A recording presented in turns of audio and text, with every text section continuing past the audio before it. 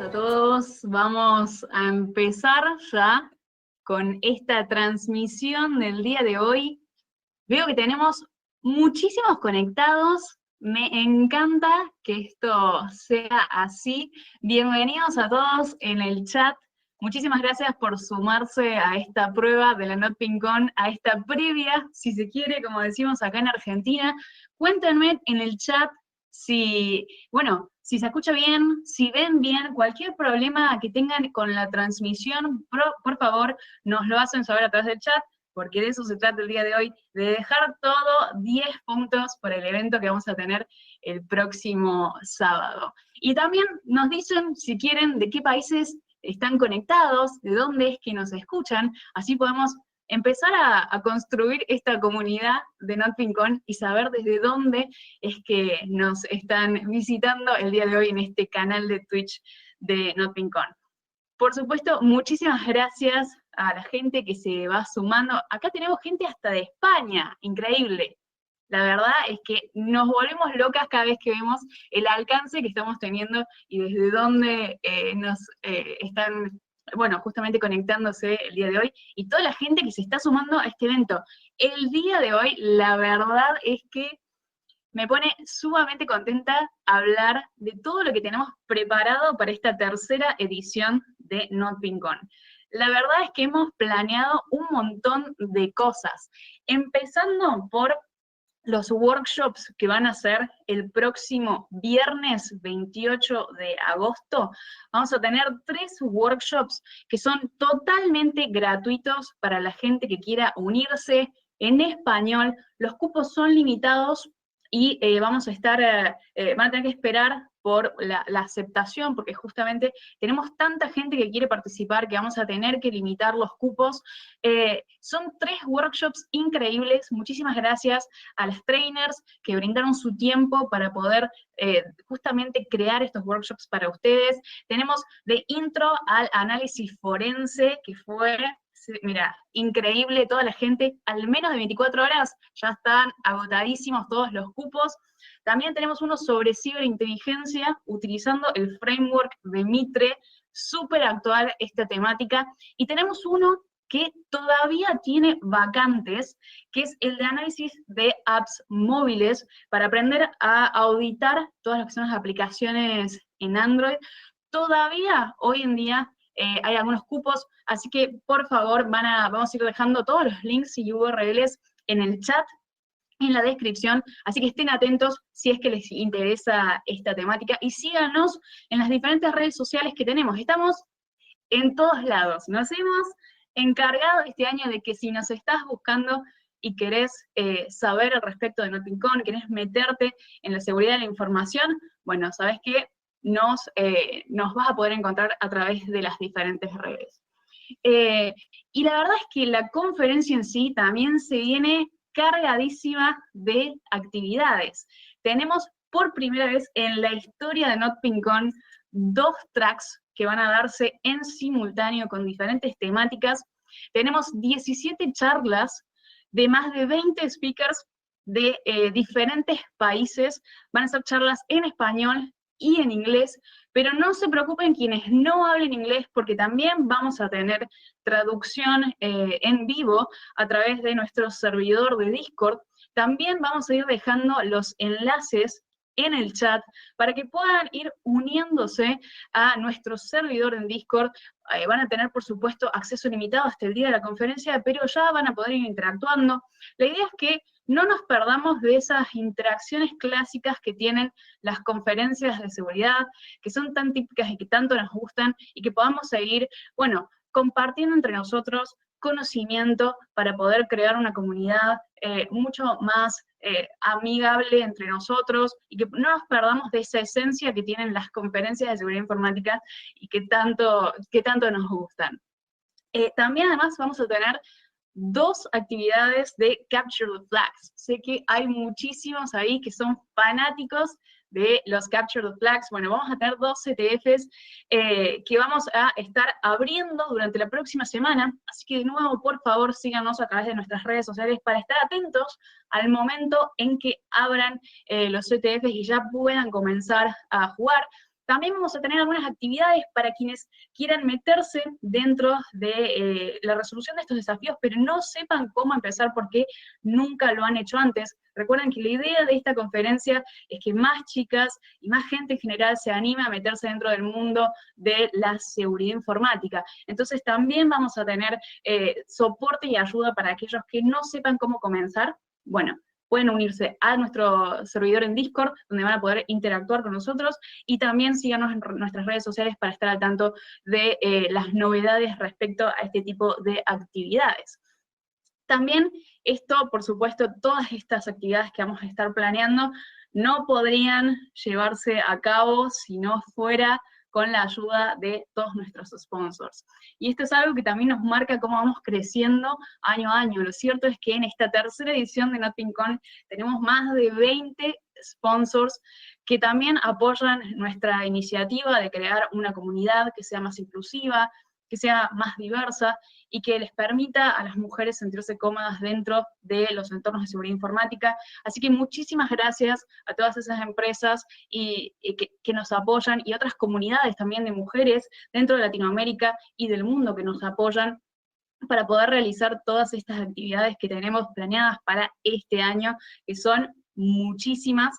Y recuerden que la inscripción está abierta, es libre y gratuita, la pueden acceder a través de notpincon.eventbrite.com.ar. De nuevo, los links y todas las URLs están dentro del chat, y allí pueden inscribirse para que nosotros podamos después enviarles todos los comentarios y enviarles los enlaces a través de los cuales se pueden ir sumando a las diferentes actividades. También vamos a tener premios para aquellos que vayan participando en el Discord. No, es una locura. La verdad que el nivel de organización que hemos tenido este año es increíble.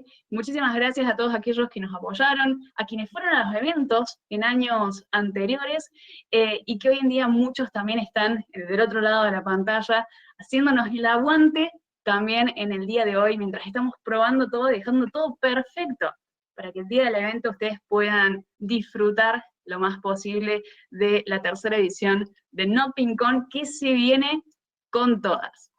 Así que bueno, la verdad es que creo que ustedes deben estar cansados de escucharme hablar. Ustedes vinieron acá para saber y escuchar sobre seguridad en contenedores, y yo estoy acá interrumpiéndolos. Lo cierto es que ya tenemos más de 100 personas en el chat. Creo que ha llegado el momento de empezar a hablar de las temáticas y las charlas por las cuales ustedes vinieron, y ha llegado mi momento de presentar a la oradora estrella que tenemos en el día de hoy. Ella es una especialista en seguridad informática, sumamente reconocida, referente en el área y en el mundo, que ha dado conferencias en Black Hat, en DEF CON y en muchísimas otras conferencias de renombre a nivel internacional. Creo que no me alcanzan los dedos de la mano para contar los años de experiencia que tiene esta chica en seguridad informática, y el día de hoy les va a traer una charla que ha dado justamente en Black Hat hace algunos días, y las vamos a ver hoy en día en español a través de este canal de Twitch de la NotPinCon. Así que muchísimas gracias, y sin más que decir, le voy a dar el pase a mi querida amiga Sheila para que comience a contarnos su investigación. Wow, no puedo creer la introducción que hizo Denu, la verdad está buenísima, la energía que tiene, la admiro porque yo a esta altura de la cuarentena mis energías no están tan vivas realmente, pero bueno, gracias por estar ahí, veo que son un montón de personas, tengo acá el Twitch al costado como para ir mirando un poco cómo sale esto, más o menos enfocarme al menos dentro del cuadrado de la cámara, voy a hacer ese esfuerzo, y voy a estar mirando el chat. Así que si tienen preguntas o algo, bueno, al final vamos a tener igualmente una sección de preguntas, pero si quieren ir tirando comentarios, yo voy a tratar de ir de reojo mirando esta otra computadora donde ustedes van a estar escribiendo. Bueno, de nuevo, muchísimas gracias por unirse, la verdad que veo que ya son casi 130 personas y no puedo creer que haya tanta gente, espero que me escuchen bien, si hay algún inconveniente con la comunicación, con la transmisión, por favor escríbanlo en el chat. Esto es un test run. La verdad que Denu lo inició como súper súper pro y yo me quedé como, ay, ahora me quedó como la vara re alta para hacer esta parte. Pero bueno, para mí es algo un poco más relajado e informal. De hecho, yo acá tengo mi cerveza que les dije que iba a tener para este momento, es sábado. Denu me cargaba y me decía que esta era la JCOM.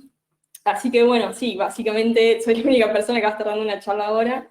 Y así que me voy a tomar mi tiempo. Y bueno, espero si Ruth no se cansa de transmitir y corta todo, vamos a estar un ratito hablando de Docker y de Kubernetes. Así que creo que, bueno, que Denu ya les contó un montón sobre la conferencia en sí, así que yo no me voy a soltar esa parte y voy a arrancar directamente con la charla. Ahí se ven los slides, bien Ruth ahí a full.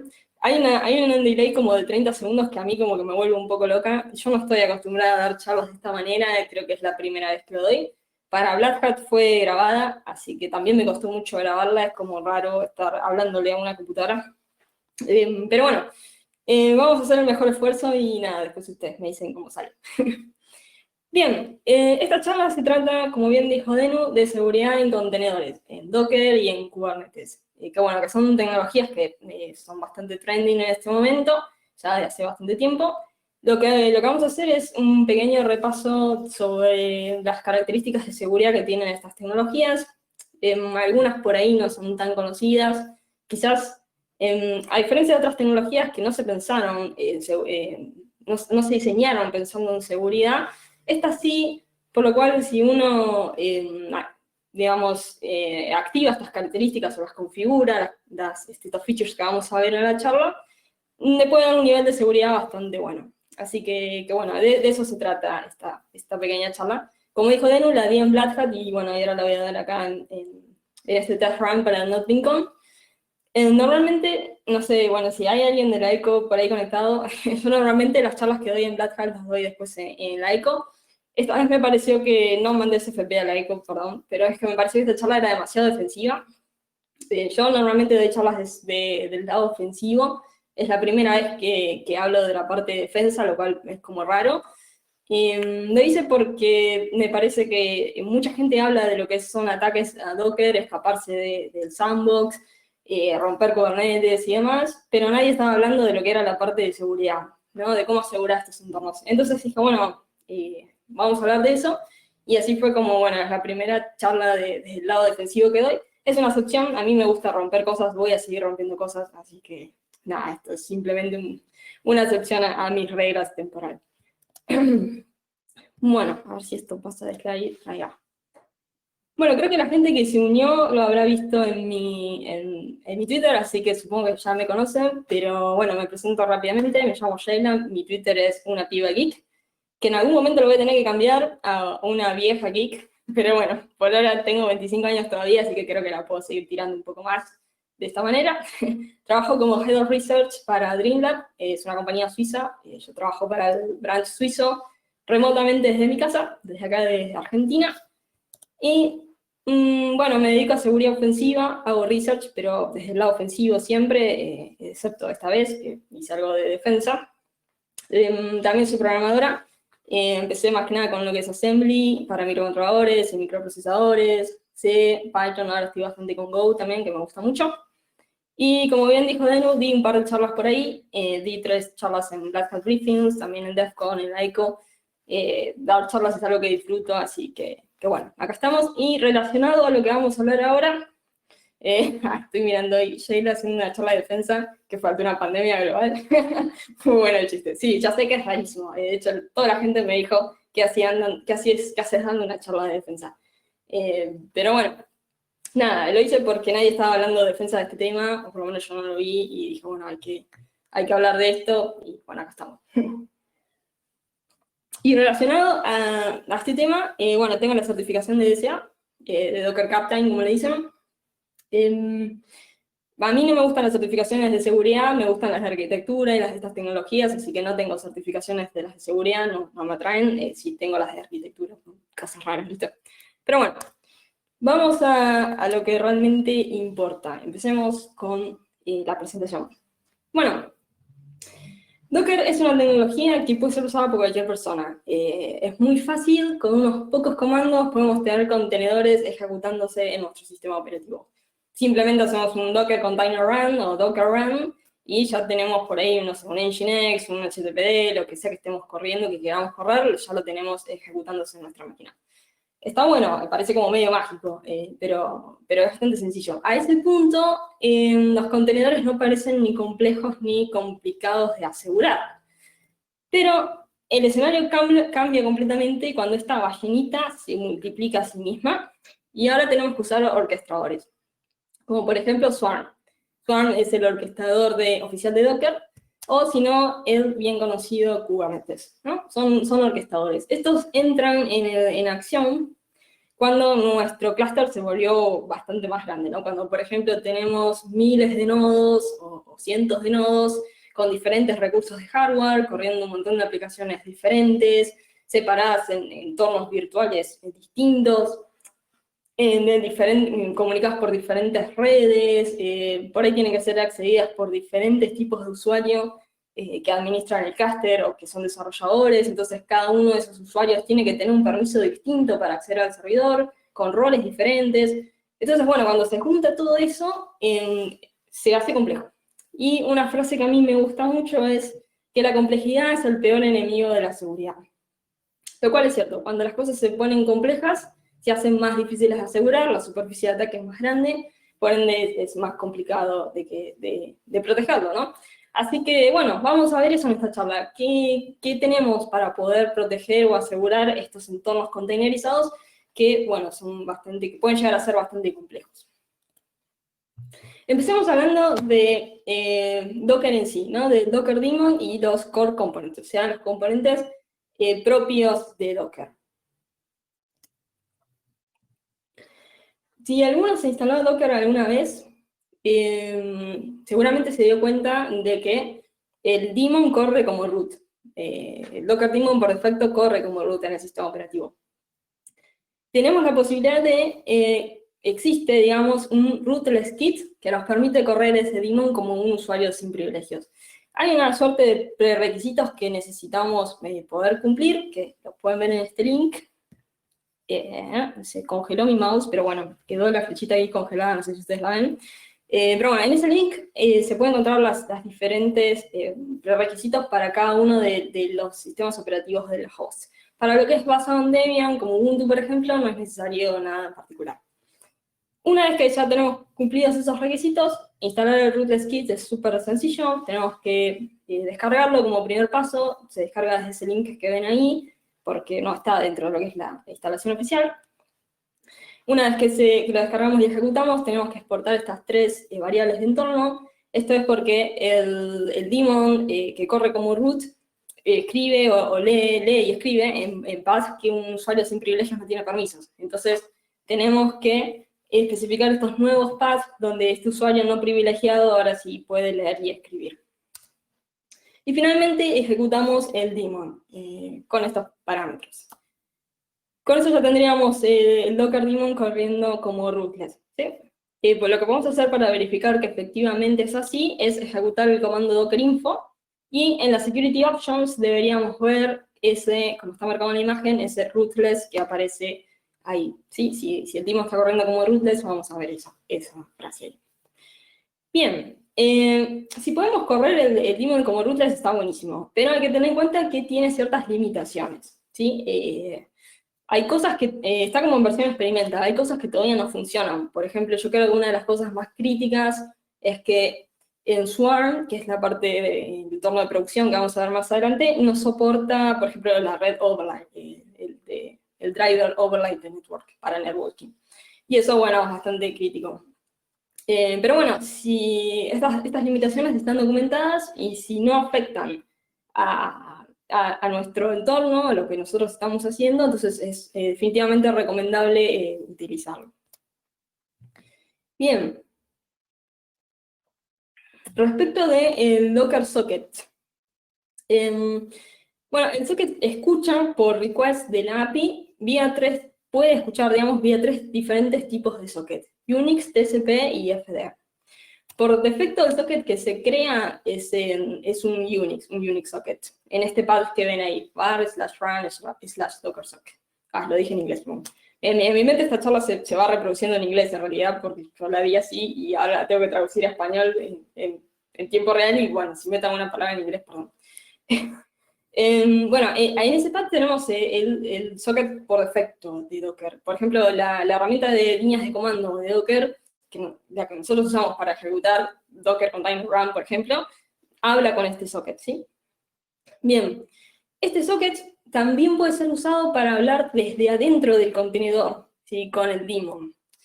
Y, por ejemplo, lamentablemente es una práctica muy común. Si buscamos en GitHub, este Docker socket, cuando es montado, digamos, dentro de los contenedores, en distintos Docker files, vemos que hay casi 270.000 proyectos que lo hacen, ¿sí? Que hacen un bind mount, o sea, un contenedor puede tener volúmenes, esos volúmenes pueden ser un part del host bindeado dentro del contenedor, y tenemos casi 270.000 proyectos que hacen esto.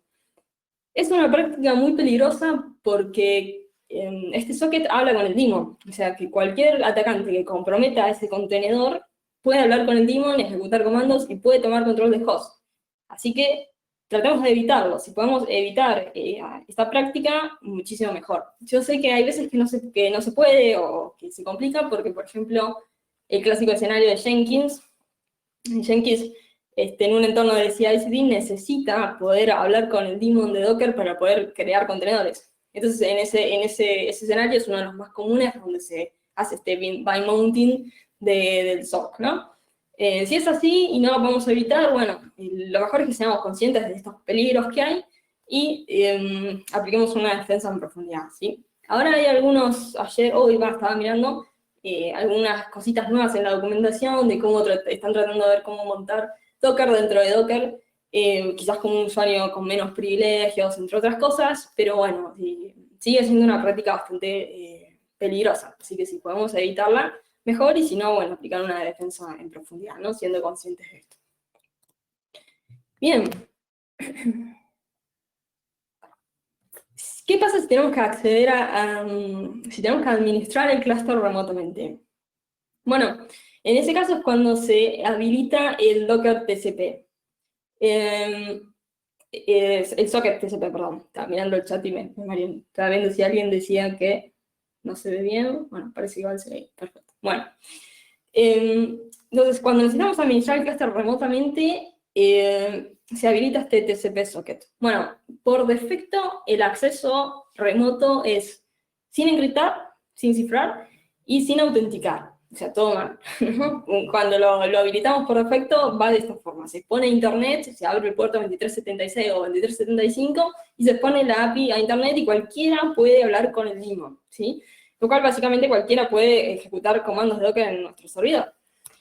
Y adivinen qué, sí, ahí, este screenshot es bastante viejo, a esta altura, si buscan esta query, debe haber como 6.000 más o menos clusters de Docker que están exponiendo la API a internet, así como viene, ¿no? Sin ningún tipo de autenticación ni cifrado. Si mal no recuerdo, esta query algo así como products Docker port 2375 o 2377. Así que bueno, básicamente cualquiera puede tomar control de este clúster, de la máquina host, ¿no? De un contenedor. Y de hecho, hace 2 o 3 semanas salió un malware llamado Doki, que se aprovechaba de esto, de todos los clusters que tienen la API de Docker expuesta ahí, para tomar control del host, y bueno, no sé si era un CryptoMine, no me acuerdo, pero se aprovechó justamente de este caso, ¿no? Entonces, si nosotros necesitamos verdaderamente acceder a la API de manera remota, lo que podemos hacer es utilizar el built-in HTTPS Encrypted Socket, que ya viene, digamos, en Docker. Pero bueno, para poder implementarlo, tenemos que crear unos pares de certificados. Tenemos que crear una CA para nuestro clúster y también las keys, los certificados, digamos, para el servidor, ¿sí? Para eso podemos usar OpenSSL, por ejemplo. Y una vez que creamos la CA y los certificados para nuestro servidor, para nuestro clúster de Docker, podemos correr el daemon especificando este flag que dice TLS verify, y con los otros 3 parámetros que vemos en el comando le pasamos el certificado, digamos, de la CA y después los certificados del servidor. De esta manera, el daemon se va a correr aceptando únicamente conexiones que proveen un certificado válido. Acá en el ejemplo vemos un cliente que se está tratando de conectar a este socket remoto y recibe un rechazo a la conexión. Y desde el lado del servidor lo que vemos es que el daemon logueó, digamos, que alguien se quiso conectar, pero como no proveyó un certificado válido, lo rechazó. Sí, básicamente eso es lo que queremos, que nadie que no tenga un certificado válido se pueda comunicar con nuestro clúster. Bien, ahora, como vimos, el cliente necesita definitivamente proveer un certificado válido. ¿Cómo hacemos eso? Bueno, para el cliente tenemos que crear los certificados también. Podemos usar OpenSSL, crear un certificado para el cliente, que podemos usar nosotros, tratando de acceder a nuestro propio clúster, y ese certificado tiene que estar firmado por la CA que queramos para el clúster. Entonces, una vez que tenemos esos certificados creados, nosotros ejecutamos los comandos de Docker con el mismo parámetro de TLS verify y le pasamos nuestros certificados como cliente, ¿sí?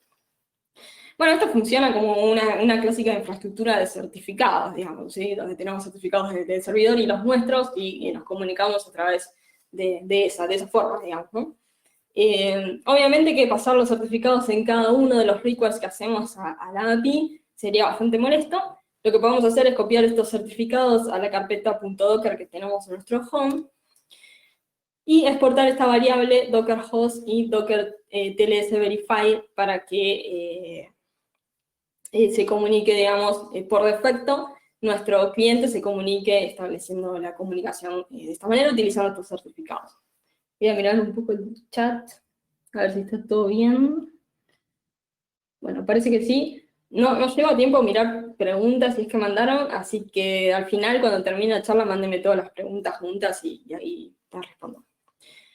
Bueno, acá en la imagen lo que podemos ver es el Docker daemon, digamos, del host, en el host que está corriendo con los certificados, y del lado cliente vemos cómo pasando certificados se comunica exitosamente con el server, que básicamente esto sería lo que tenemos que hacer y la forma correcta de comunicarnos remotamente con un clúster de Docker usando certificados, ¿no? Buenísimo. Veamos ahora cómo podemos asegurar contenedores. Ya hablamos del Docker, del socket de Docker, del daemon y de la API, y veamos ahora qué hacemos con los contenedores.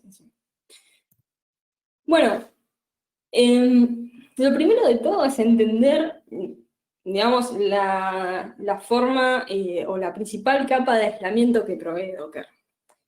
Lo que tenemos que pensar es que cada contenedor es un proceso en la máquina host. O sea, muchos cuando explican Docker dicen, lo comparan como si fuera que estás virtualizando algo que tenés una máquina virtual, pero el concepto es totalmente erróneo, es completamente distinto. La mejor forma de explicarlo, o que de hecho es la forma real, es que cada contenedor de Docker que se ejecuta es un proceso más en la máquina host. Ahora bien, Docker hace uso de los kernel namespaces para hacer el aislamiento de ese proceso, de manera que ese proceso no pueda haber otros recursos del sistema host, digamos, o de otros contenedores.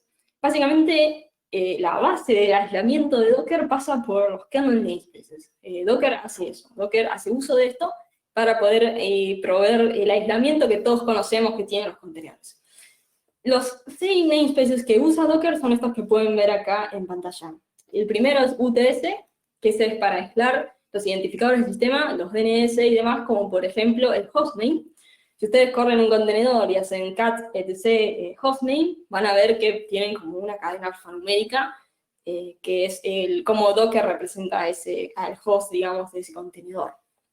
Pero si ejecutan el mismo comando en el host, van a ver que tienen los hostnames que ustedes conocen. Entonces, esa separación de que el hostname del contenedor no sea el mismo que el del host, pasa justamente por este namespace, UTS.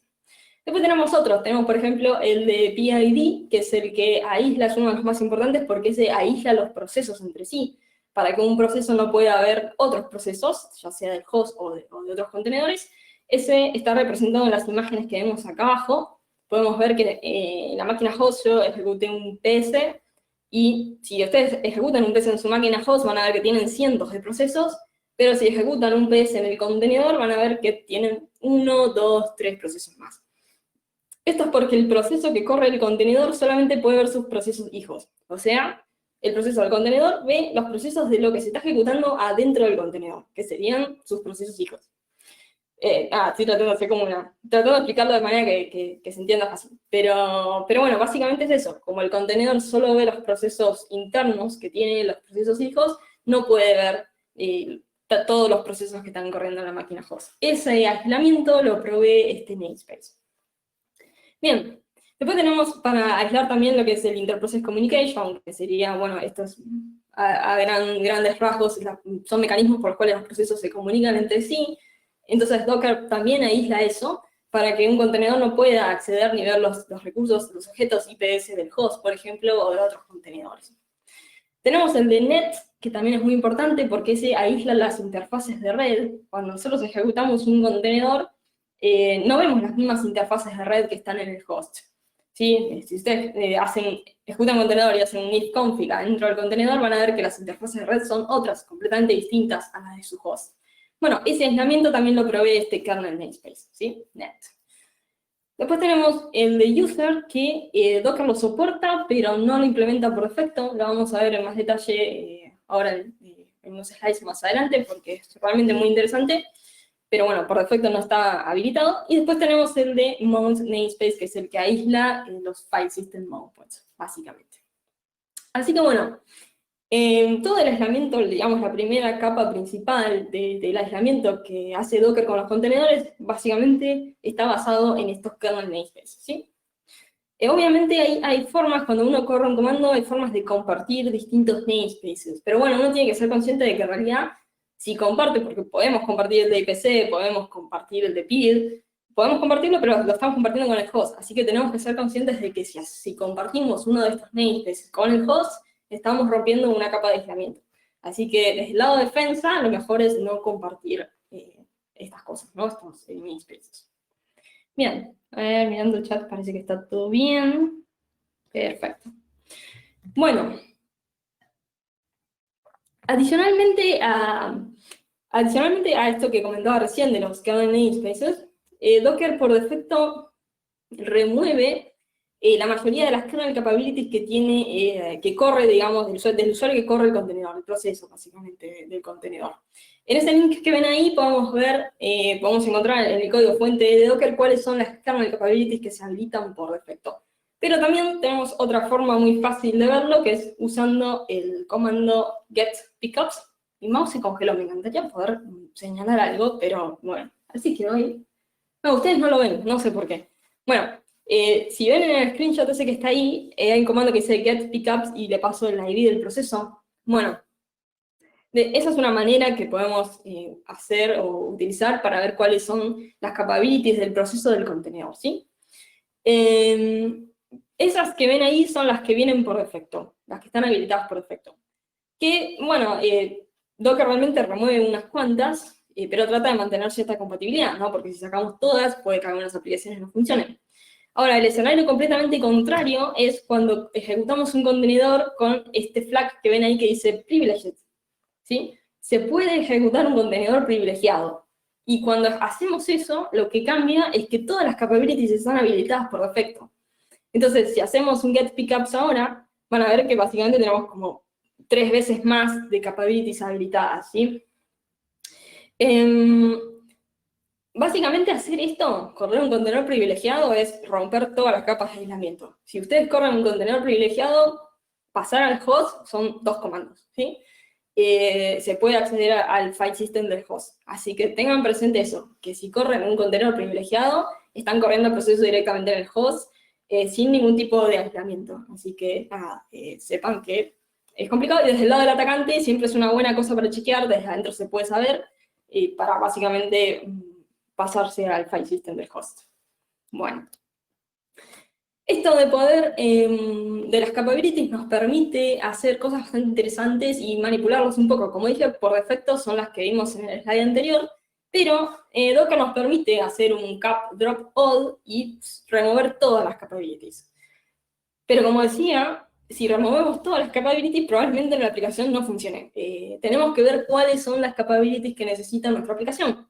Por ejemplo, un ejemplo bastante común, si estamos corriendo un Nginx o un HTTPD, un servidor web, seguramente necesitemos abrir el puerto 80. Y ese es un puerto privilegiado, ¿sí? Los puertos menores a 1024 son puertos privilegiados. Así que Si sacamos todas las capabilities, no va a poder el proceso abrir ese puerto. Entonces, lo que vamos a hacer es, como ven acá en pantalla, ejecutar el Docker Container Run, bajar todas las capabilities y después agregar a mano una por una las que necesita nuestra aplicación. Entonces acá podemos ver el ejemplo de Apache, estamos corriendo un Apache, y vemos que se corre correctamente, ¿sí? Que se ejecuta bien, siempre y cuando le agreguemos esta capability de CapNet Bind Service, que es la que permite bindear o abrir o exponer un puerto privilegiado. Entonces, si ahora usamos el comando getPickups para ver las capabilities de este proceso, el proceso HTTPD que está corriendo, vemos que la única capability que está habilitada es la que nosotros le indicamos. Así que bueno, es algo a tener en cuenta que podemos hacer como para ser un poco más minuciosos en los permisos, ¿verdad? Bien. Ahí mirando el chat. Bueno, ya se me hace un poco imposible seguir el chat. Veo como que hablan un montón, así que no sé. No sé si me están bardeando, si están enojados, si están contentos, pero yo sigo. Bueno, otra cosa.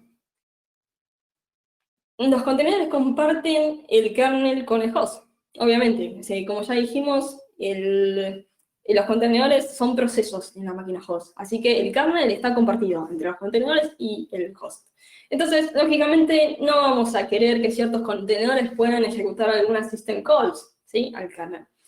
Por defecto, Docker, si setcom existe, en el host lo habilita, ¿sí? Lo toma con un perfil por defecto. Setcom, para si alguien no sabe, es un kernel feature, una característica del kernel, que básicamente, así explicándolo rápido, determina si un proceso puede o no hacer una system call basado en un perfil que se le aplica a ese proceso. Por defecto, como ya dije, Docker usa un perfil por defecto que es restrictivo, pero tiene cierta compatibilidad amplia, porque si bloqueamos una system call que una aplicación necesita, no va a funcionar. Así que creo que, si mal no recuerdo, Docker admite unas 300 system calls por defecto.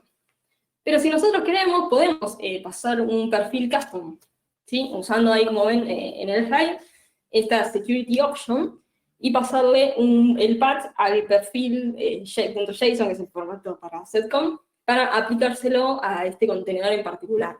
Entonces, si queremos, podemos crear un perfil de setcom específico para la aplicación que corre nuestro contenedor. No es tan sencillo hacerlo. Por ahí, no es que no sea sencillo, sino que por ahí lleva bastante trabajo porque tenemos que tracear todas las system calls que hace nuestra aplicación. Y si le pifiamos en una, no pusimos una, la aplicación no va a funcionar. Una tool bastante interesante que encontré es esta que es Setcom Gem, que la encontré por ahí en GitHub, que lo que hace básicamente es usar strays, que bueno, sería lo más común para ver qué system calls hace determinada aplicación, y nos genera un perfil de setcom que puede ser usado en Docker.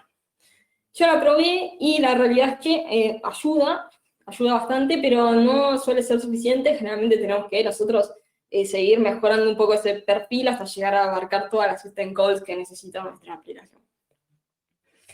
Pero bueno, es algo a tener en cuenta que está bueno poder aplicarlo si queremos. Después, Docker también soporta Mandatory Access Control. Por defecto, si AppArmor está permitido, lo carga, ¿sí? También lo carga por defecto. Puede ser AppArmor o puede ser Linux, depende de la distribución del sistema operativo del host. Esto básicamente ayuda a restringir, también a ser un poco más restrictivos en las operaciones que pueden ejecutar los procesos sobre ciertos objetos del sistema. También tenemos una tool acá que nos ayuda a crear un perfil de AppArmor para una aplicación en particular, y nosotros podemos, a través del flag de Security Option, pasarle a Docker un perfil en particular para el contenedor que vamos a ejecutar. Por ejemplo, uno que hay de ejemplo en la documentación oficial es un perfil de AppArmor para Nginx, ¿sí? Y si queremos, como vemos acá en el ejemplo, podemos ejecutar un contenedor de Nginx pasando este perfil. Y ahí tenemos un ejemplo de lo que pasa. Como dije, lo que hacemos es restringir operaciones que se pueden ejecutar adentro de este contenedor. Ahí tenemos que, por ejemplo, yo obtengo una shell adentro del contenedor e intento hacer un touch y un archivo, o sea, intento crear un archivo y me dice que no tengo permisos. Entonces, básicamente está restringiendo dónde se pueden crear archivos dentro del file system, ¿sí? Entre otras cosas, puede ser bastante abarcativo. Y está bueno. Es otra cosa que podemos tener en cuenta que se puede hacer dentro de Docker, aplicar un perfil de AppArmor a un contenedor, y bueno, seguir mejorando la seguridad. Bien, creo que hasta ahí vamos bien. Bueno, si alguien ejecutó un contenedor o más o menos estuvo jugando un poco con Docker, estoy 100% segura que notó que por defecto el usuario es root. El contenedor, adentro, todo lo que se corre por defecto corre como root. Bueno, si escuchan perros ladrando es porque justo a esta hora, tipo, son como las 8, ¿no? Sí, perfecto. A las 8 en punto pasa un vecino paseando unos perros y mis perros se vuelven locos. Y nada, no lo puedo evitar. Así que si escuchan perros ladrando es eso, pero en 2-3 minutos ya pasó. Bien, entonces, decía, el usuario perfecto dentro del contenedor es root, ¿sí?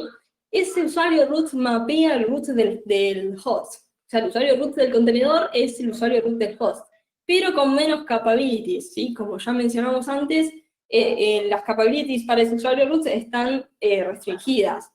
Entonces, eso básicamente significa que el usuario root del contenedor tiene como menos poder, digamos, que el usuario root del file system, del host, ¿sí? Básicamente es eso. Pero bueno, sigue siendo el usuario root, así que tiene bastante privilegios. A priori, eso se puede solucionar fácil usando este parámetro user, que ven acá en el screenshot, el segundo screenshot. Podemos usar el flag user y pasarle un UID de un usuario no privilegiado, 2000, por ejemplo, en este caso. Entonces, si nos fijamos, yo lo que hago en la parte de abajo del screenshot es en la máquina host ejecutar bueno, un PS para ver con qué usuario se está ejecutando tal proceso.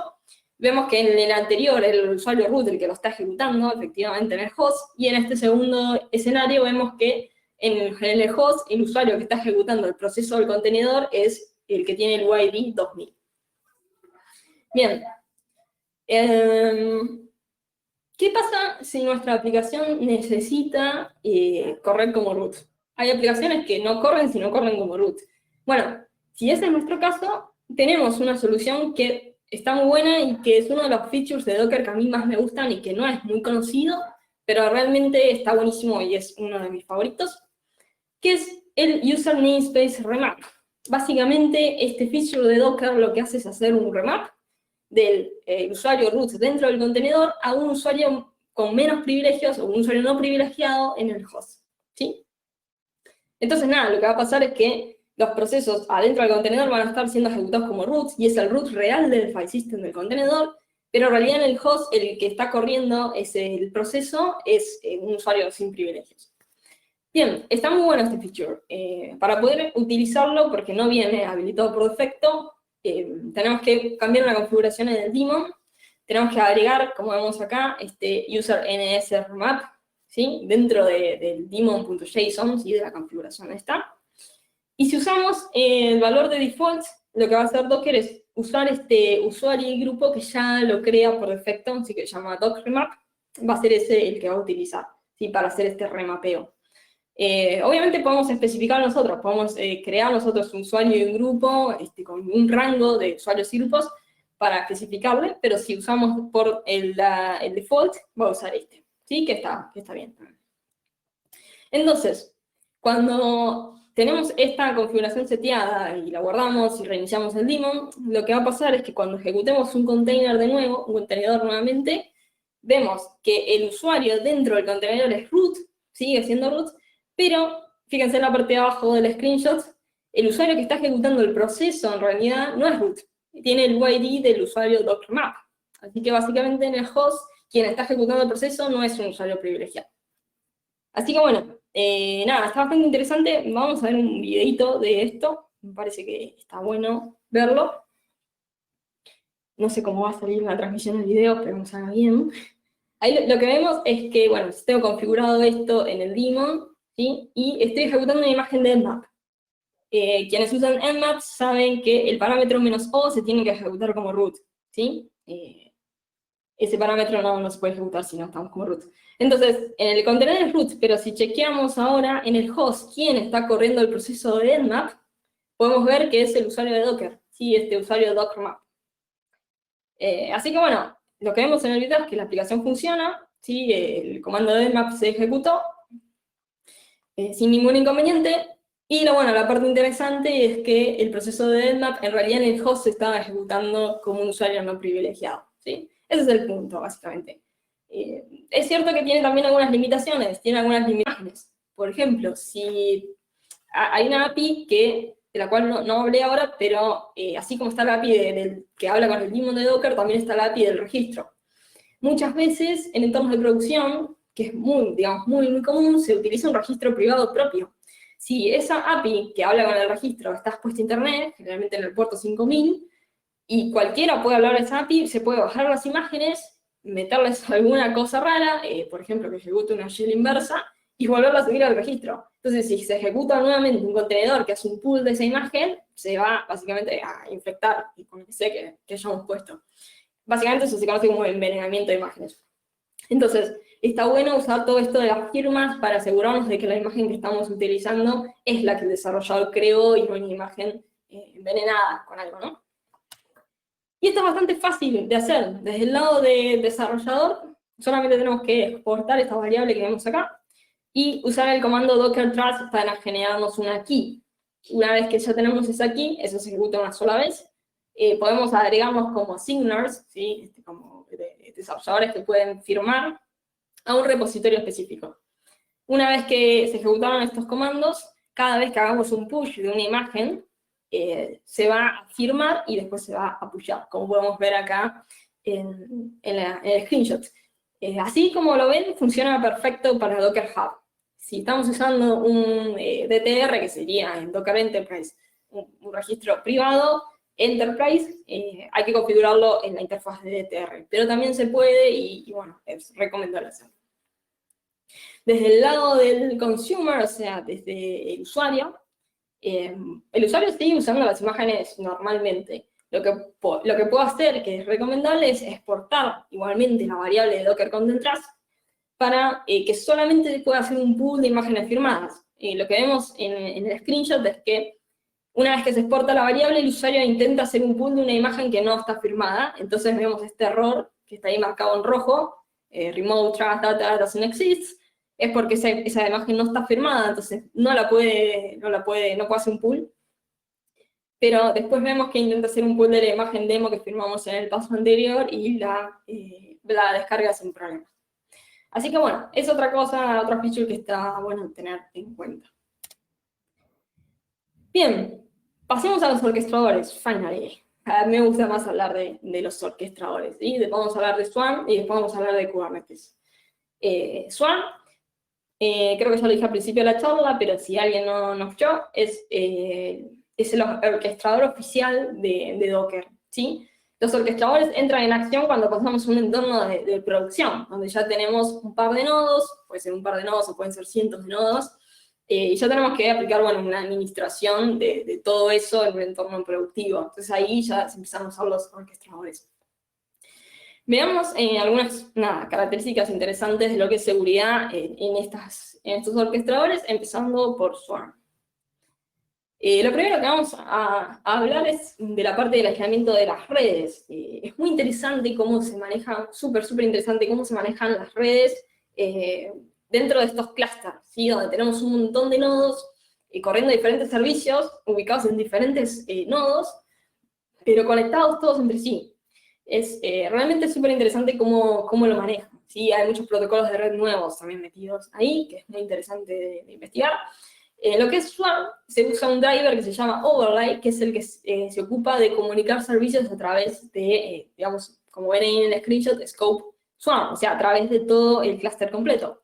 Y esto es interesante porque, por ejemplo, podemos tener 1000 nodos y podemos tener un servicio corriendo solamente en 500 nodos, pero si uno de los nodos que no tiene el servicio corriendo recibe una conexión que va para ese servicio, este driver se ocupa de agarrar esa conexión y mandarlo a un nodo que está corriendo el servicio. Hay como toda una magia ahí que está buenísima. También hay muchos bugs y cosas que ahora no voy a hablar porque es una charla de defensa, así que no voy a comentar las cosas de offensive, del lado ofensivo, pero hay cosas interesantes ahí. Acá en el ejemplo lo que vemos es que puedo crear redes custom sobre este driver, ¿sí? Por defecto, todos los servicios que serían los contenedores ejecutándose se pueden comunicar entre ellos sin inconvenientes. Entonces, lo que deberíamos hacer es crear redes para separarlos. Lo que estamos haciendo acá es crear una red de backend y una red de frontend, como ven acá en el comando. Entonces, servicios de la red de frontend no se van a poder comunicar con la red de backend. Entonces, ahí vemos, por ejemplo, abajo, estoy creando dos servicios y le estoy especificando la red en la que quiero que esté conectado. Estoy creando, por ejemplo, un Redis atachado a la network backend. Y después estoy creando un Nginx atachado a la network de frontend. Esos dos no se van a poder comunicar entre sí. ¿Sí? Docker Swarm los aísla. Entonces, si por ejemplo intentamos hacer un ping desde el Nginx al Redis, el ping no funciona. Y ninguna comunicación va a funcionar. Básicamente están separados. Docker usa IP tables por debajo y crea las reglas para separar estos servicios, ¿no? Bueno. Espero que no se estén aburriendo. Seguimos. Por defecto, estas redes custom que podemos crear no están encriptadas, no están cifradas. Swarm cifra el tráfico entre los nodes managers, ¿sí? Todo el tráfico de administración de nodes managers está cifrado. Pero el tráfico de las redes que creamos, tráfico de data, como le dicen, de los servicios entre sí, como se comunican, no están cifrados. Pero podemos cifrarlos. Si pasamos el parámetro OPT encrypted cuando creamos esa red, todo el tráfico que pase en esa red funciona. Va a estar, simplemente funciona, pero va a estar también cifrado. Si queremos saber si una red efectivamente está cifrada, podemos usar el comando docker network inspect, y lo que vamos a ver en una red cifrada es que aparece este statement ahí que dice encrypted. Si la red no está cifrada, no vamos a ver eso. Así que básicamente así podemos chequear si la red está cifrada o no. Obviamente, desde el punto de vista de seguridad, lo ideal es cifrarlo. Obviamente que también tiene un impacto en la performance, así que ahí hay que testear un poco, pero desde el lado de seguridad es recomendable cifrar toda la data de estas redes. Bien. Otro tema dentro de lo que es Swarm, y esto está bastante interesante. Me encanta hablar de esto porque es como medio, what the fuck? A ver, dentro de un clúster de Swarm podemos tener un montón de nodos managers, ¿sí? Los nodos managers básicamente son los que controlan todo dentro del clúster. Entonces, como básicamente está separado, como cualquier cosa que está separada pero está manejando lo mismo, necesita compartir la información para que todos estén, digamos, viendo lo mismo, ¿no? Entonces, los nodos managers comparten un log, se llama RAF logs, donde tenemos un algoritmo de RAF que lo que hace es que todos los nodos managers vean el mismo estado, ¿sí? Tengan exactamente una copia igual de ese log, ¿sí? Que básicamente ese log es el estado del clúster. Ahora, ese log también tiene información muy sensible, todo lo que son los Docker secrets, los certificados, todo eso se guarda dentro de ese log. Entonces, si uno compromete como atacante un nodo manager, hacer un dump de ese log es una de las primeras cosas que debería hacer porque ahí tenés todos los secretos y bueno, un montón de data que te va a servir. Ahora, esos logs están cifrados. Por defecto, esos logs vienen cifrados. Pero la cosa que es realmente graciosa hasta cierto punto es que la clave que se usa para cifrar esos logs está al lado de los logs. Entonces es como, ¿what? O sea, en este path específico que vemos ahí, que como ven está prácticamente en la misma ruta que los logs, está la key. Si hacemos un cat de esa key, podemos ver que ahí dice begin, private key, y tenemos la key. Y con esa clave podemos descifrar los logs. Yo escribí un artículo en nuestro blog de research explicando cómo hacer el dump de los logs, pasando hasta aquí y demás. Entonces, bueno, es como medio, what? Nada, están los logs cifrados, pero la clave está al lado, así que lo podemos descifrar. Ahora, como que los de Docker se dieron cuenta que esto no estaba muy bueno y implementaron un feature que se llama autolock, que lo que hace es cifrar la clave con la que se cifran los logs. Este concepto aposta que no lo vi nunca. Años en InfoSec y nunca vi una cosa así. Pero bueno, nada, los flacos inventaron esto y dijeron, bueno, vamos a crear este feature, y uno cuando inicia el cluster de Swarm lo puede especificar, o si ya está creado puede ejecutar el comando que ven ahí, de docker swarm update autolock true, y en ese momento se cifra la clave que vimos recién. Ahí ven la comparación en el screenshot que ahora dice Begin Encrypted Private Key. Y bueno, nada, la clave está cifrada, es como la clave de la clave de la clave, una cosa así. Y realmente, desde mi punto de vista personal de esto, es que en realidad a mí no me parece muy útil, porque si vos comprometiste el nodo manager y si lo hiciste a través de los contenedores que estaba corriendo de Docker, probablemente el usuario que tengas sea el que corre el daemon de Docker. Y si no, el usuario root. Es como que nada, no me parece una medida demasiado efectiva. Pero bueno, lo comento porque, qué sé yo, tampoco está de más. No, mi perro está re loco. Nada, perdón por el ruido. Debe ser que el vecino volvió. Antes pasó y volvió a pasar para volver. Bueno, llegado a un punto, podría pasar que nuestro clúster sea más complejo y que escale, y entonces podríamos llegar a utilizar Docker Enterprise, ¿sí? Que tiene algunos features adicionales, para ya cuando el clúster se pone un poco más complejo. Mi consejo desde el lado de DevOps es que si llegamos a este punto en el que ya necesitamos aplicar airbag y un montón de features para controlar un clúster más complejo, para mí es el punto perfecto para migrar a Kubernetes. A mí me gusta, por lo menos en lo personal, muchísimo más cómo Kubernetes maneja toda la parte de airbag y toda la parte de roles, que eso lo vamos a ver ahora. Me gusta mucho más cómo lo hace, pero es cierto que requiere conocimiento de cómo se crean los YAMLs en Kubernetes, mientras que en Docker Enterprise tenés un panel web, como este que ven acá, y uno elige, que crea, digamos, toda una interfaz visual, asigna los roles y demás. Básicamente, Airbag, que es Role Based Access Control, nos permite crear organizaciones o teams o usuarios que tengan roles específicos, o sea, las acciones que pueden ejecutar sobre colecciones. Las colecciones son recursos. Puede ser un stack, que es un deployment, digamos, en Swarm. Pueden ser servicios, nodos, secretos, volúmenes, lo que sea, ¿no? Así que básicamente es una forma de controlar los permisos que tienen los usuarios que administran el clúster o los desarrolladores. Otra cosa que está en Docker Enterprise es el DTR, Docker Trusted Registry, que bueno, es la forma de tener un registro privado, básicamente, y tener ahí nuestras imágenes privadas de nuestra organización. Y este DTR tiene un feature interesante que es un escáner para las imágenes. Básicamente tiene una base de datos de CVEs y te escanea las imágenes y te dice si hay algún CV en tu imagen. O sea, si estás usando una aplicación que tiene un CV, tiene una vulnerabilidad conocida. Así que bueno, nada, es otra cosa a tener en cuenta que existe. Hay varias cosas interesantes dentro de Docker Enterprise que pueden aportar también cierta seguridad. Bueno, a ver el chat. No se escucha el perro, bueno, bien. Nada, bueno, parece que todo está en orden por ahí.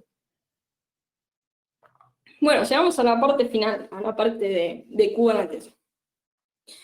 No sé, bueno, por ahí, yo creo que la mayoría usa Docker, ya usar Kubernetes seguramente tenga que ver un poco con el trabajo que hagan. ¿Qué es? A ver si el mouse. El mouse no lo puedo mover, no sé si yo no lo veo, vale. Pero me quedó frisado en el mismo lugar y no lo puedo mover más. No sé, tampoco quiero esforzarme mucho a moverlo porque tengo miedo que se caiga todo. Bueno, nada, lo que decía es que estimo que si hay gente que conoce Kubernetes seguramente tenga que ver un poco con el trabajo que hacen.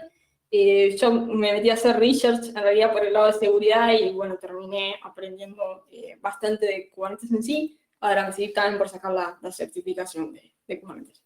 Así que bueno, veamos un poco las características de seguridad dentro de este orquestador. Me olvidé del chiste, porque lo puse al pedo totalmente. Pero bueno, la realidad es que Kubernetes ahora está en todos lados. Y me acordé, cuando puse este meme fue porque me acordé de una charla que vi en la agenda de una conferencia el año pasado, donde un flaco da una charla de cómo manejar una cafetera con Kubernetes, una cosa así, y medio como que se me quedó porque dije, ¿what?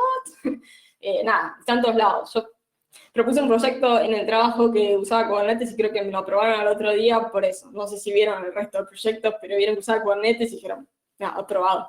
Así que nada, está Kubernetes en todos lados, es como una super tendencia desde hace rato, así que nada, está bueno para investigarlo, para romperlo y para ver cómo se puede proteger. Bueno, esto antes que nada, antes de pasar a lo que es seguridad en sí, está bueno que tengamos, sobre todo para la gente que nunca estuvo laburando con Kubernetes, tener una visión de un poco de los componentes, ¿no? Este gráfico es bastante sencillo. Si ven el gráfico de mi container, se infartan. Es como, bueno, es mejor, pero nada, es bastante complejo. Yo acá traté más o menos de separar los componentes que son los componentes principales, y bueno, son estos. Igual que Swarm, tenemos nodos master y nodos workers, ¿sí? La diferencia es que Swarm, por ejemplo, puede correr contenedores en un nodo master, mientras que Kubernetes al menos no debería hacerlo y por defecto no lo hace, ¿sí? Kubernetes solo corre contenedores en nodes workers. Dentro de un master node tenemos el control plane, ¿sí? Que es básicamente la infraestructura de Kubernetes, el control plane, o sea, todos los componentes que controlan el cluster. Los que vemos acá son, bueno, los componentes de ese control plane, ¿sí? Tenemos el etcd, que es básicamente la base de datos de Kubernetes, donde se almacena toda la información del cluster. Después tenemos el KubeAPI Server, que es como el corazoncito del control plane. Todo pasa por ahí, todas las acciones que se tengan que ejecutar, cualquier cambio que haya en el cluster, todo se habla con el KubeAPI Server, ¿sí? Es la API que controla todo. Después tenemos el Kubescheduler, que es básicamente el scheduler, o sea, cuando tenemos que deployar algo, o correr un pod, o lo que sea, va el scheduler, y el scheduler se fija qué nodo cumple con las características de hardware necesarias para hacer ese deployment, y lo deploya. Se lo manda el kubelet, y el kubelet lo deploya. Después tenemos el kube controller, que es, bueno, es un binario que tiene un montón de procesos adentro que hacen un montón de cosas. No me voy a meter en detalle ahí, pero tiene bastante crítico, tiene bastantes cosas. Y después, eventualmente, podemos tener un cloud controller. Eso va a depender de si el cluster lo tenemos en cloud. Si están nuestras instalaciones, no lo vamos a tener. Pero si lo estamos deployando, no sé, en AWS, en Azure, donde sea, vamos a tener probablemente una API para el cloud, para controlar el proveedor de cloud. ¿Se escucha mal? ¿Se escucha bien? Ok. Bueno, entonces esos son los componentes del control plane. Después tenemos los componentes de los workers, donde tenemos el kubelet, que el kubelet es el agente de Kubernetes, es el agente de Kubernetes que corre en cada uno de los workers, que es con el que se comunica el KubeAPI Server. Cuando el KubeAPI Server del master necesita ejecutar algo o necesita algo de ese nodo, se comunica con el kubelet. Y el kubelet también se comunica con el KubeAPI Server, ¿sí? Es el agente de Kubernetes dentro de un worker. Después tenemos el kubeproxy, que ya eso para las conexiones de red, y obviamente el container runtime, o sea, Docker, por ejemplo. Hay otros container runtimes también, no solamente existe Docker, pero bueno, sería básicamente el runtime que va a ejecutar los contenedores en sí. Bueno, esta básicamente, resumiendo mucho, es la arquitectura de un clúster de Kubernetes. Ahora, como dije, el componente principal es el KubeAPI Server. Todas las comunicaciones pasan siempre por ahí. Estas comunicaciones entre distintos componentes y los distintos nodos y demás pueden ser cifradas, ¿sí? Utilizando certificados TLS, por ejemplo. Si deployamos el clúster usando, por ejemplo, KubeADM, que es una de las tools más conocidas para hacerlo y más recomendadas, se ocupa de crearnos los certificados ya automáticamente. Pero si queremos, los podemos crear a mano también, lo cual es un poco tedioso hacerlo porque son muchos componentes, pero es recomendable porque, bueno, tenemos como un full control de los certificados que maneja nuestro clúster, ¿sí?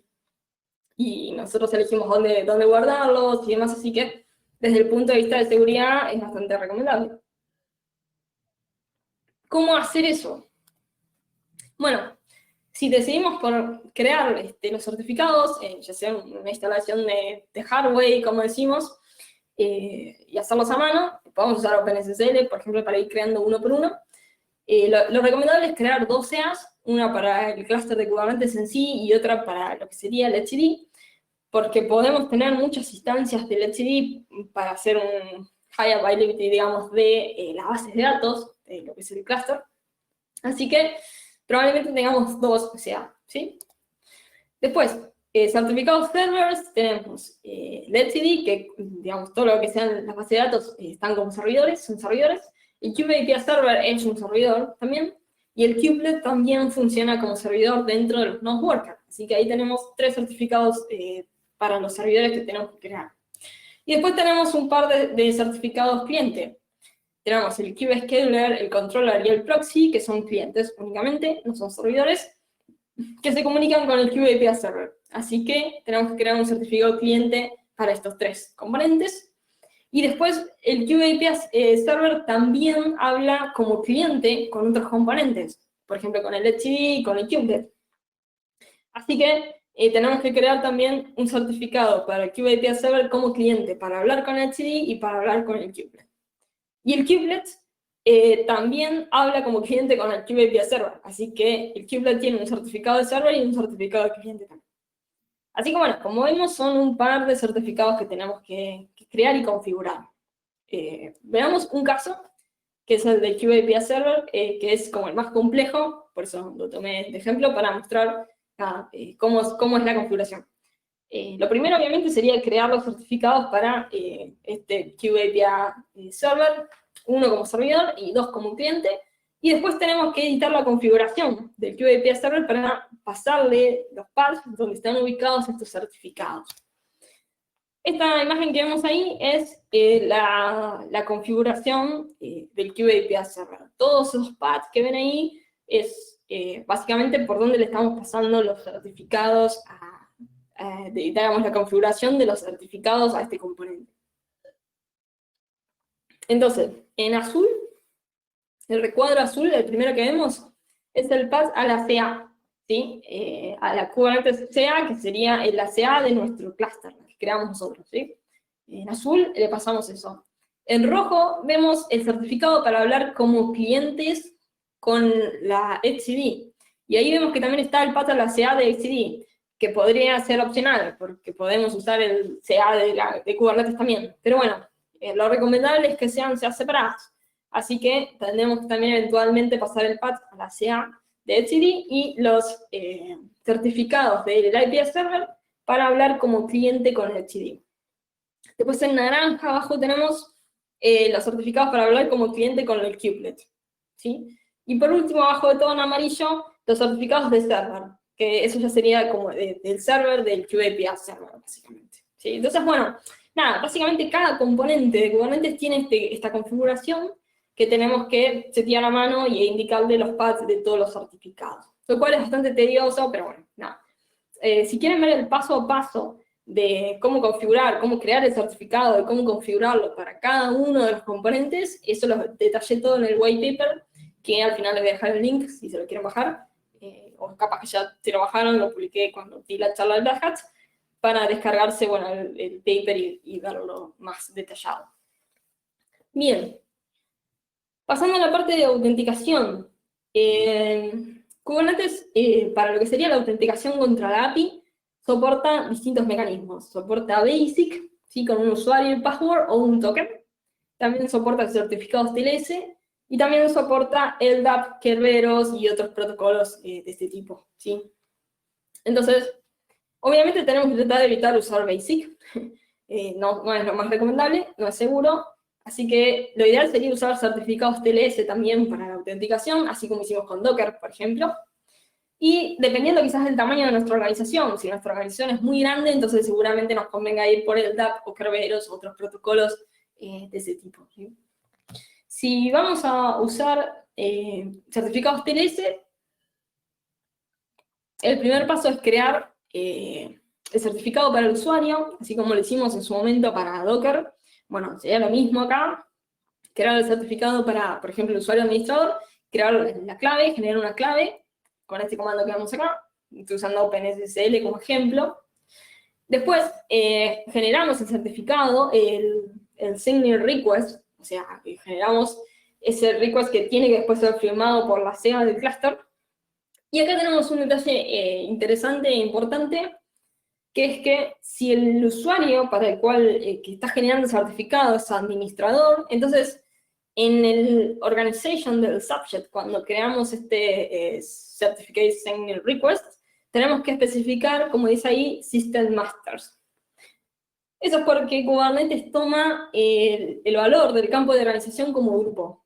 Y están los grupos ya definidos dentro de Kubernetes, y el grupo System Master es el grupo que tiene mayores privilegios dentro del clúster, o sea, el grupo de administradores, ¿sí? Entonces, si el usuario es administrador, tiene que especificar en la organización este System Masters ahí, ¿sí? Para que Kubernetes lo reconozca y le dé los permisos que corresponden.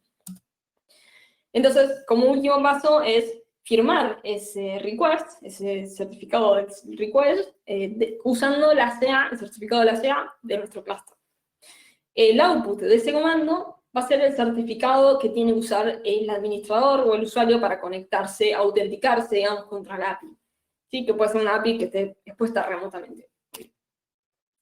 Bien. Obviamente se pueden pasar los certificados en cada request a la API, como pasaba en Docker, pero también, al igual que en Docker, tenemos un archivo de configuración.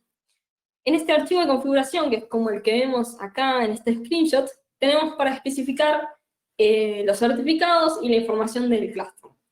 Y son todos arrays, o sea, podemos tener en un mismo archivo de configuración un montón de clústeres distintos, con un montón de usuarios distintos, con distintos certificados y distintos contextos. El contexto es básicamente qué usuario accede a qué clúster. Entonces, en clúster especificamos la CA del clúster y la dirección del clúster, ¿sí? Dónde está el QAPS server, ¿sí? Dónde está la API expuesta, en qué puerto. Después, en la parte de user, especificamos nuestro certificado, por ejemplo, admin CRT, que sería el output del último comando que ejecutamos, y nuestra clave, ¿sí? El certificado de la clave. Y en contexto indicamos que este usuario admin se va a conectar al clúster denominado K8S cluster. De esta manera, cuando nosotros tenemos un comando para elegir el contexto, cuando estamos ejecutando comandos kubectl, que es el cliente, digamos, de Kubernetes, kubectl va y se fija este archivo de configuración y sabe, de acuerdo a qué contexto elegimos, qué usuario con qué certificados tiene que usar para conectarse a un determinado clúster. Bien, ya me acabé la cerveza, así que me voy a poner un poco más de mi latita. Mientras tanto miro el chat. Salud, gracias. Bien. Bueno, sigo. Respecto de la autorización, ya no queda mucho. Yo creo que Ruth está sufriendo del otro lado porque está transmitiendo esto y pobre. Ya no sé cuánto tiempo voy, pero ya terminamos. Respecto de la autorización, al igual que para Sheila. Al igual que la autenticación, para la autorización Kubernetes soporta un montón de mecanismos distintos. Bueno, por lo menos 4. Node, ABAC, Airbag y Webhook. Node lo utiliza Kubernetes internamente para autenticar los distintos nodos. Para nosotros, como administradores del clúster, para crear roles para nuestros usuarios, lo ideal es que usemos Airbag. Para Airbag hay 4 objetos que tiene Kubernetes. Role, Role Binding, Cluster Role y Cluster Role Binding. La diferencia es la siguiente. Crear un role va a aplicar para un namespace específico. En Kubernetes tenemos namespace, hay un concepto de namespace, que es, por ejemplo, podemos tener un namespace de backend, un namespace de frontend, un namespace de desarrollo, uno de producción, y así cuantos queramos. Entonces, los roles solamente aplican para un namespace específico. Entonces, podemos crear un rol, que un rol define acciones a ejecutarse en el namespace de backend, por ejemplo, o de frontend, ¿sí? O de producción. Bueno, el rol, entonces, la diferencia es esa. El rol es namespace, para el namespace. Después tenemos cluster role, que el cluster role es para todos los namespaces, ¿sí? Un cluster role es cluster way, ¿sí? Aplica para todos los namespaces que podamos tener en nuestro cluster. Y después los binding, los objetos de binding, son los que unen usuarios con los roles, ¿sí? Usuarios o grupos o service accounts con los roles. Este concepto de crear algo y unirlo con otro objeto es súper común en Kubernetes, ¿sí? Por ejemplo, pasa también con los volúmenes. Creamos un volumen y tenemos el persistent volume claim, que es el que une un deployment, por ejemplo, a ese volumen que se creó. Entonces, acá con los roles pasa lo mismo. Tenemos el rol o el cluster role y después tenemos los bindings que se ocupan de bindear usuarios o grupos a ese rol en particular. Entonces, definiendo o resumiendo, tenemos usuarios o grupos o service accounts, que son usadas por servicios, roles, que básicamente definen las acciones, si yo puedo obtener los pods, puedo obtener los secrets, los servicios, lo que sea, sobre recursos, que los recursos son básicamente los objetos, recursos del clúster, pods, servicios, secretos y demás. Bien. Acá tenemos un ejemplo de cómo crear un rol y cómo bindearlo. Lo primero que tenemos que hacer es crear un rol. En Kubernetes, si bien uno puede usar, digamos, la definición por línea de comandos, lo más prolijo es usar archivos YAML, ¿sí? Para definir todas las cosas. Que es algo que choca un poco cuando uno viene de Docker, porque uno en Docker está acostumbrado a ejecutar todo por línea de comandos, y cuando pasas a Kubernetes te das cuenta que los comandos de Kubernetes son larguísimos, imposibles de acordarse, entonces tenés que empezar a usar estos archivos YAML. Y bueno, nada. El rol lo definimos básicamente, como ven acá, en este archivo YAML como kind is role. Y el rules lo que definimos es, estoy mirando acá el screenshot, en este caso el resource, que sería sobre qué se van a ejecutar las acciones, es pods, ahí podemos tener, no sé, secrets, volúmenes, no sé, lo que sea. Y los verbos son las acciones. Verbs son las acciones. ¿Qué es lo que se puede ejecutar sobre ese recurso? Por ejemplo, si puedes crear, listar, obtener, describir, lo que sea. Hay un montón de verbs distintos, ¿sí? En este caso, este rol en particular, lo que está permitiendo es que se puedan obtener y listar los pods en el namespace backend, ¿sí? Solamente en ese namespace. Bien. Una vez que tenemos el rol creado, lo que tenemos que hacer es crear un role binding, ¿sí? Para especificar a un determinado usuario o un service account o lo que sea, que tiene que estar bindeado al rol que creamos. Entonces, acá lo que tenemos, no me acuerdo si esto estaba marcado, sí, ahí. Lo que tenemos acá es básicamente el nombre del rol tiene que coincidir con el role ref que ven ahí abajo, ¿sí? El role ref es la referencia al rol que se creó. Así que ese nombre tiene que ser exactamente igual. Después, arriba de todo, en subjects, tenemos un array con los distintos usuarios o service accounts que están bindeados a ese rol. Ahí pueden ser varios, o sea, podemos usar un solo role binding para definir cuántos usuarios o grupos o service accounts queramos bindear a ese rol en particular, ¿sí? Bueno, y creo que acá viene un pequeño video sobre Airbag, básicamente. Ahí va. Lo primero que hacemos en el video es crear un namespace llamado backend, ¿sí? Y después tenemos un YAML que tiene este role definition file, que es el que vimos en los slides. Entonces, si lo describimos, el comando describe en Kubernetes es como el comando inspect en Docker, podemos ver que efectivamente el role se creó para el namespace backend y que puede hacer un get y list sobre los pods. Lo que estoy haciendo es crear una service account en este namespace, en backend, ¿sí? Y tengo el archivo de role binding que va a ser el binding del rol que creamos a esta service account que acabo de crear recién. Entonces, cuando se crea, con kubectl create este role binding, básicamente esta service account que se llama SA token va a tener los permisos que le indicamos. Acá en otra consola lo que estoy haciendo es usar el comando out_can_i para saber si como una determinada cuenta que yo le indico que estoy impersonando, puedo ejecutar una acción específica. Este comando está buenísimo. Obviamente hay otras herramientas para hacer más o menos lo mismo, pero está bueno usar nativamente este kubectl out_can_i para saber si como determinado usuario, o en este caso como esta determinada service account, yo puedo ejecutar una acción específica. En el primer comando ejecuté si puedo obtener pods. En el rol que creamos, el get pod estaba habilitado, así que la respuesta es yes. O sea, sí, puedes obtener pods. Pero después le pregunté si puedo crear pods como ese service account y me respondió que no.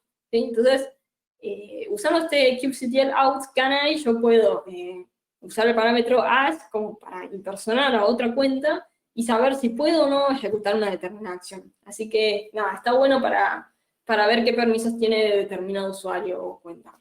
Hay otras herramientas para hacer esto de una manera más linda, pero nativamente esta sería la forma. Bien, ya casi terminamos. Casi anteúltimo slide. Otra cosa, otro feature de Kubernetes que está bueno es el Security Context y Security Policies, que lo voy a mencionar. ¿Se acuerdan cuando hablamos de los features de Docker?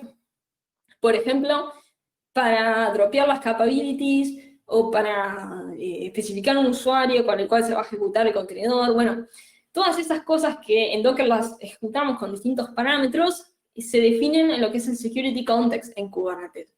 Entonces, tenemos dos tipos de Security Context, o dos niveles de Security Context, dentro del definition file de un pod o de un deployment o lo que sea.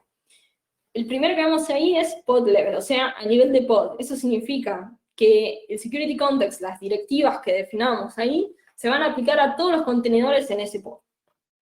Y bueno, ahí como ejemplo lo que tenemos es run as user y run as group. O sea, estamos especificando el usuario con el que se tiene que ejecutar cada uno de los contenedores dentro de ese pod.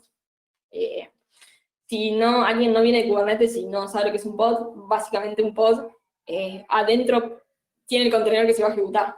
Normalmente es un solo contenedor, pero podría ser más de uno, ¿sí? Bueno, entonces, podemos definir un security context con directivas de seguridad a nivel pod y también a nivel contenedor. La que vemos ahí abajo, esa que dice Allow Privilege Escalation False, es una definición que podemos aplicar a nivel contenedor, que está buena, porque lo que hace es evitar que un proceso dentro del contenedor pueda ganar más privilegios que el proceso padre, lo cual, bueno, es una buena medida de seguridad. También, por ejemplo, si queremos dropear capabilities, hacer un drop, remover capabilities, como lo vimos en Docker, lo podemos hacer.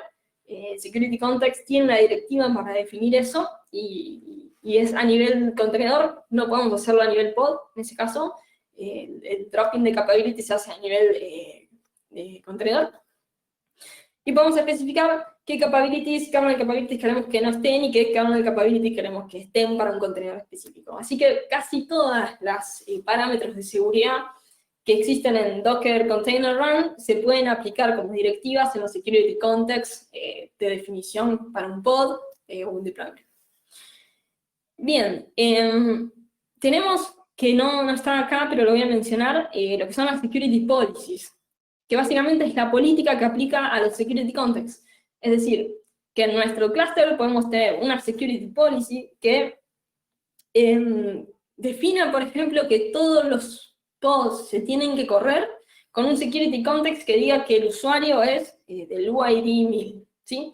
Es una política. O sea que si un pod o un deployment no cumple con esas security context, con esas definiciones o con esas directivas, básicamente no se deploya, ¿sí? Entonces, es muy recomendable que creemos una política, yo en el white paper puse una, que creemos una política bastante buena como para que, sobre todo si nuestro clúster es muy grande o la organización es muy grande, para que no se puedan deployar pods o deployments que no cumplan con determinados security context, ¿sí? Que no sé, que tenga contenedores que corren como root o cualquier otra cosa que no sea buena para la seguridad, ¿sí? Bueno, y finalmente, y este ya es el último slide de Kubernetes, también tenemos policies para lo que son las redes. Por defecto, en Kubernetes todo está permitido, ¿sí? Por defecto todos los pods pueden hablar entre sí, todos los deployments hablan entre sí.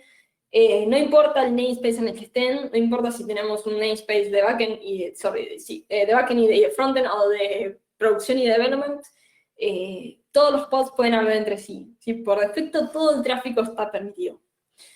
Entonces, obviamente que en un entorno de producción, como mínimo, tenemos que aplicar estas network policies, que son aditivas y es para definir básicamente quién se puede comunicar con quién. Lo recomendable es que por defecto alguien ahí me está cargando de la forma que pronuncié, me parece. Pero tengan en cuenta que yo me voy tomando como 2 vasos de cerveza, así que no esperen que pronuncie las cosas bien, menos la palabra Kubernetes, que es como muy larga, por lo menos. Así que bueno, lo básico y lo recomendable es que primero creemos una política como la que vemos acá, donde se deniega todo. O sea, la política por default deny all, ¿sí? Deny all, ¿sí? Se deniega todo.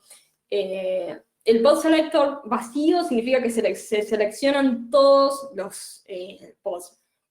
Y después, que sea ingress y egress, básicamente significa de que tanto el tráfico como saliente, el tráfico entrante como saliente va a estar bloqueado. Bueno, una vez que ya tenemos esa política de deny all y no permitimos nada, podemos empezar a crear políticas para permitir, ¿sí? Esa sería como la manera más segura y recomendable de hacerlo, ¿sí? Crear una política bien restrictiva y después elegir quién manualmente se puede comunicar con quién. Cuando creamos, por ejemplo, algo como esto, este segundo screenshot, donde podemos ver cómo se permite solamente la comunicación de pods dentro de un namespace en particular. Es solo un ejemplo. La realidad es que las políticas de red pueden ser tan complejas como queramos. Podemos filtrar por protocolo, por puerto, por pods específicos, por namespace, por rango de red. Pueden ser realmente tan complejas como queramos. Este ejemplo que vemos acá es simplemente para aislar la comunicación de pods de un mismo namespace. O sea, que si aplicamos esta política que vemos ahí, todos los pods del backend se van a poder comunicar entre sí. Pero si alguien de frontend quiere alcanzar un pod de backend, no se va a poder comunicar. Básicamente es eso. Es un ejemplo. Solamente se permite el tráfico entre pods del backend y nada más. Es bastante práctico, puede ser bastante útil, sobre todo para aislar, por ejemplo, developments de producción. Bueno, una regla como esta básicamente aislaría el tráfico de development y de producción. Así que, nada, como dije, las reglas pueden ser tan complejas como queramos, así que simplemente tener en mente de que esto existe y que debemos crearlos porque por defecto todo se comunica, lo cual puede ser realmente no muy bueno. Bueno, llegamos al final, 1 hora después. Les voy a dejar acá, si quieren hacer screenshots, el link al white paper que quedó por ahora en la Black Hat link page quedó en la página que hicimos para Black Hat y todavía no lo publicamos en otro lado, así que bueno, lo dejo ahí. Si entran ahí se pueden descargar los 2 white papers, hay 2, uno centrado en Docker y Swarm y otro centrado en Kubernetes. Todo lo que vimos en esta charla se explica todo paso a paso ahí, con mucho más detalle de lo que vimos acá. Así que nada, de ahí se los pueden bajar a los 2. Y después, para quienes les interesa más la parte ofensiva como yo, vamos a estar dando un training en el ICO de 3 días, donde básicamente explicamos todas las tecnologías desde cero, Kubernetes y Docker desde cero todo el primer día, y después nos enfocamos los otros 2 días a explicar la parte de ataque y defensa con prácticas en mucha más profundidad. Así que bueno, nada, ahí les dejo los links, siguen a hacer screenshots y básicamente esto sería todo. Gracias por estar del otro lado y si tienen preguntas, ahora sí me pongo a mirar el chat, a ver si alguien tiene alguna consulta. Bueno, gracias por los halagos.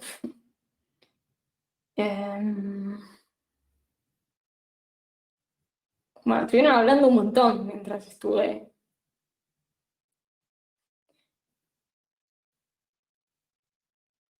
Me estuvieron haciendo bullying porque no pronunciaba bien porque estaba tomando cerveza. No veo preguntas, solo veo todo bullying, así que... Bueno, después voy a leer con más detenimiento. Bueno.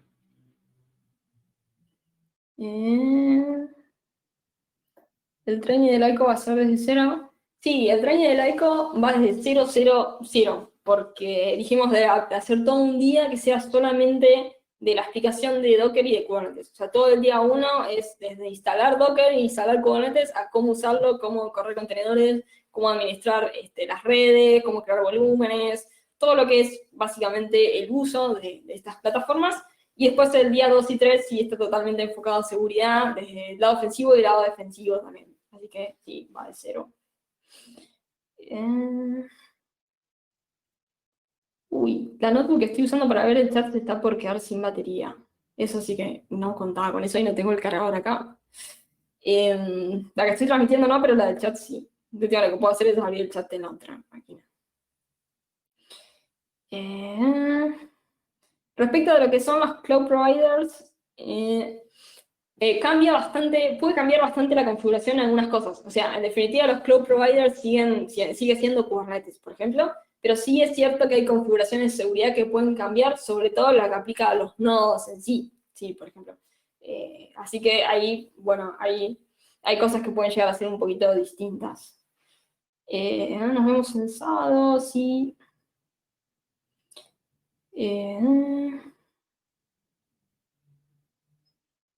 Bueno, ahí veo un montón de preguntas. Algunas son más que nada, más de cómo funciona Kubernetes que más del lado de seguridad. Bueno, nada ofensivo. Y el ataque más común contra Docker, bueno, cuando la API está expuesta, por ejemplo, es un ataque bastante común. De hecho, el malware que tuvimos hace 2 o 3 semanas, básicamente hacía eso, atacaba la API que estaba expuesta en Docker para comprometer el host. Así que está bueno proteger eso, las APIs, tanto de registro como de Docker, del socket en sí. Así que está bueno. Bueno, esta máquina que estoy usando para leer el chat se me está muriendo. Ya quedan 10 minutos, 6% de batería. Así que, bueno, y Ruth me mandó una pregunta. Y sí, yo creo que sí, van a aumentar los ataques hacia Docker, así que... el malware nuevo creo que se llama Doki. Doki. Bueno, esto se me va a morir. Antes de que se me muera, antes de que se me muera la máquina de la que estoy viendo el chat, prefiero despedirme. Gracias por estar del otro lado. Vi que hubo como 140 personas conectadas durante la charla, así que muchísimas gracias por eso. Si tienen preguntas, bueno, tengo los DM abiertos en Twitter, no sé, me pueden mandar un mail también, acá pueden ver mi correo. Cualquier duda que tengan me pueden consultar. Nada. Y gracias por estar del otro lado. Y bueno, nos vemos el sábado que viene en la NotPinCon con más charlas. Chau, chau.